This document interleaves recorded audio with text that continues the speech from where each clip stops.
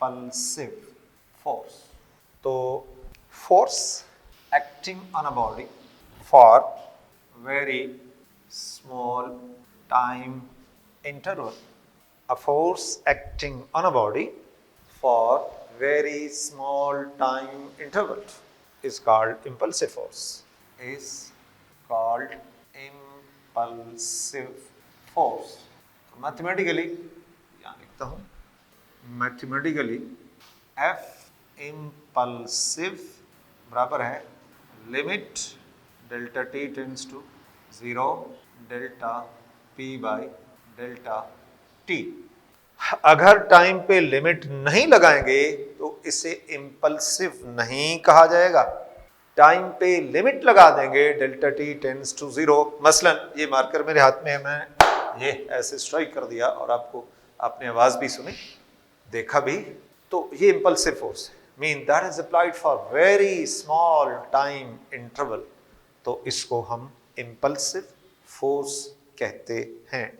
और उसके बाद अब मैं एक नई टर्म्स डिस्कस कर रहा हूं, और that is impulse. Impulse the multiple of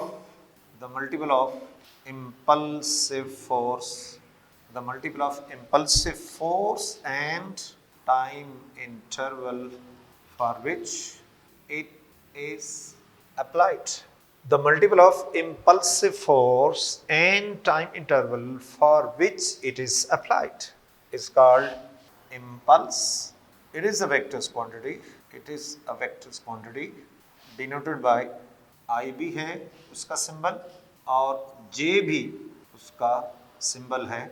ये दोनों सिंबल इस्तेमाल हो रहे हैं, कुछ राइटर्स J के साथ और कुछ I के साथ लिख रहे हैं। सिंस F इम्पल्सिव बराबर है लिमिट को ब्रीफली लिखना delta t tends to 0 delta p by delta t। तो यहाँ से अगर हम क्रॉस मल्टीप्लाई कर दें, F इम्पल्सिव को डेल्टा t से मल्टीप्लाई कर दें, तो ये किसके बराबर हो जाएगा, डेल्टा p के बराबर हो जाएगा। This is equal to I, this is equal to I या J, जो भी सिंबल आप लगा दें। So another very simple wording for impulse, तो क्या होगा, मैथमेटिकली आप देख रहे हैं कि इम्पल्स बराबर है change in momentum of the body. Impulse बराबर है change in momentum of the body. तो इसका मतलब है दो फार्मूलों से हम उसको निकाल सकते हैं, या तो force multiplied by delta t time interval है, हम उससे निकाल सकते हैं, या जस्ट क्या कैलकुलेट करें, change in momentum of that body. तो ये कहलाता है इम्पल्स। इम्पल्स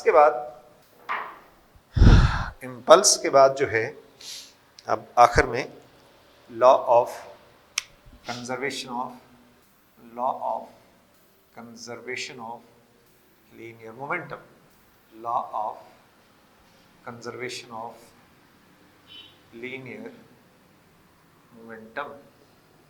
तो सबसे पहले स्टेटमेंट, और हम डिफाइन करते हैं, स्टेट करते हैं, for an isolated system of interacting bodies total momentum remains conserved. या हम ये भी लिख सकते हैं कि initial momentum is equal to final momentum, या कहें टोटल मोमेंटम रिमेन कंजर्व्ड, या कहें initial momentum is equal to final momentum. तो अब इसमें जब हम इसको एक्सप्लेन करेंगे, तो एक्सप्लेनेशन में let we have an isolated system which consists of two bodies having masses m1 and m2 moving with velocity v1 and v2 along x-axis as shown. m1 moving with the velocity v1 or m2 moving with the velocity v2. It is clear that v1 is greater than v2. जैसे मैंने इसको graphically represent कर दिया, v1 is greater than v2, तो क्या होगा? यकीनन ultimately m1 will collide with the m2, mean that will exert force on the m2. Collision will take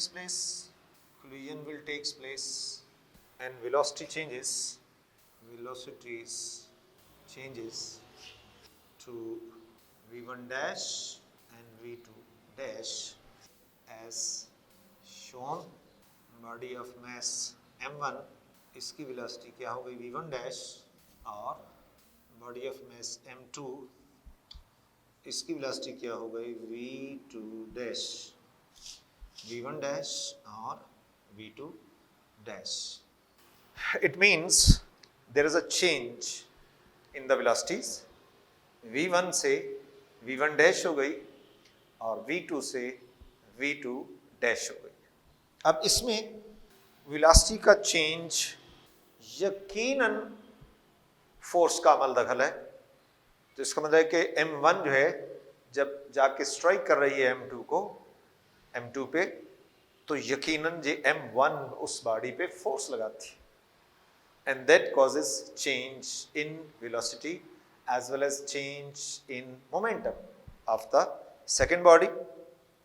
और according to Newton third law, जो सेकेंड बॉडी है वो रिएक्ट करेगी, वो भी फोर्स लगा देगी, m1 पे लगाएगी, लेकिन आपको पता है कि रिएक्शन जो होता है that is always equal but opposite, that will be equal but opposite.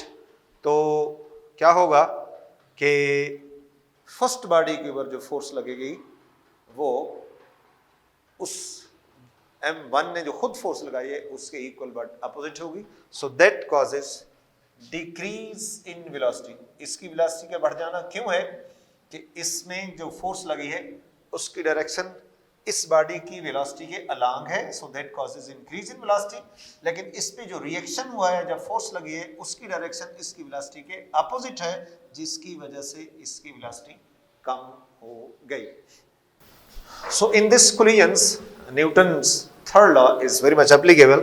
So according to Newton's third law, F12 is equal to minus F21.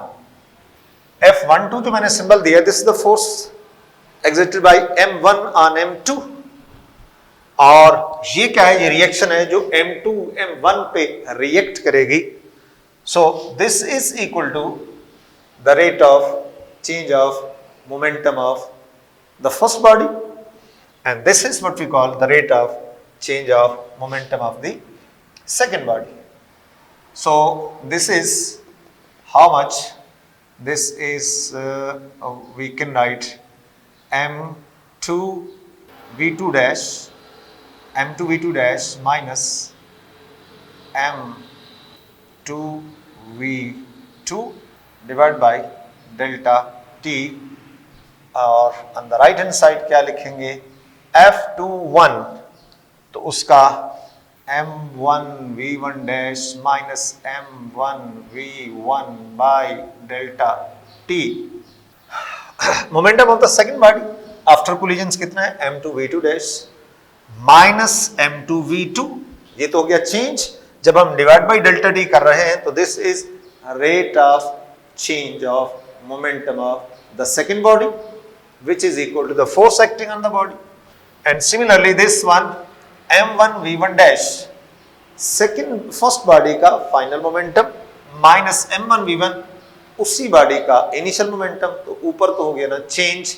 जब हम इसको डेल्टा टी पे डिवाइड कर रहे हैं तो this is rate of change of momentum of the first body which is equal to the force acting on that body. ये reaction था M2 का सेकंड का फर्स्ट के ऊपर, मीन फोर्स थी जिसने ये change in momentum of the first body किया. अब डेल्टा टी हम कैंसिल कर सकते हैं, ये डेल्टा टी को अगर कैंसिल कर दें तो हमारे पास क्या आ गया, m2 v2 dash minus m2 v2 is equal to minus m1 v1 dash m1 v1। और इसमें एरो भी लगा दें, क्योंकि शुरू से हम एरो लगा रहे हैं इसलिए लगा देते हैं यहाँ पे भी, और ये to make it a vectors. फिर क्या लिख सकते हैं, m2 v2 dash minus m2 v2 is equal to minus m1 v1 dash plus m1 v1। Then we can write m2 v2 dash plus m1 v1 dash is equal to m1 v1 plus m2 v2।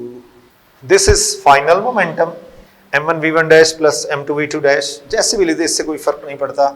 चले m1 v1 dash plus m2 v2 dash is equal to m1 v1 plus m2 v2। So initial momentum, final अल्फाज क्या लिखेंगे, initial momentum is equal to final momentum.